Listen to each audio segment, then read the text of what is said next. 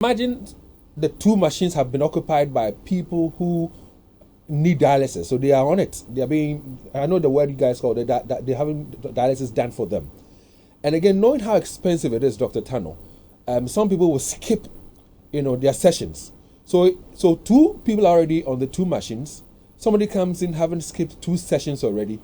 Is supposed to be on standby, waiting his or her turn to go on the machine. What does that mean to that person who has a kidney problem, who has missed two sessions already? Yeah, so David, that scenario you painted is an hourly scenario, it's a daily scenario, it's a weekly, we see it all the time. And it's all because even the people who are on admission, we have situations where you have more than two people needing, acutely, we call it dialysis, and they will not be able to. Sometimes you find me calling the nurses and negotiating, oh, I beg, as for this patient, try and manage some 1 hour craft for the patient, to be able to, because if we don't do it today, I cannot guarantee this patient will be alive tomorrow. So it is really difficult. And I think that is the situation which calls for, again, a national conversation for us to see how best we can get, solutions to it. That scenario is a daily scenario.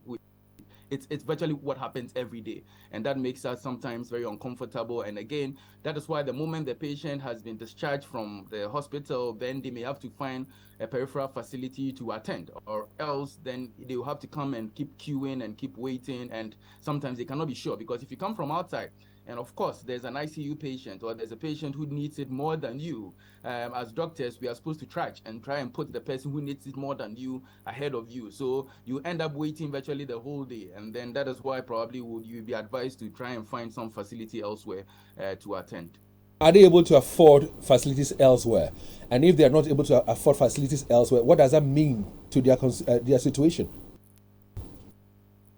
Very good question. Indeed, the answer to that question starts from, are patients generally able to afford even the care at Komfo Anokye Teaching Hospital?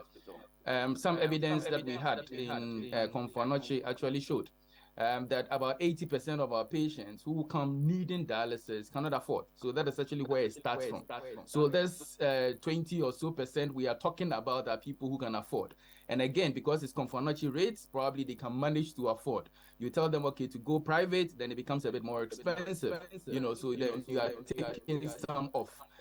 And when you probably want to decide, like Olebu is doing, to charge in quote realistic prices, then you actually cost is it's a big issue. So we can get 20 machines now, 30 machines in Komfo Anokye, but the point is that how many people would be able to afford it? So that is also another conversation altogether.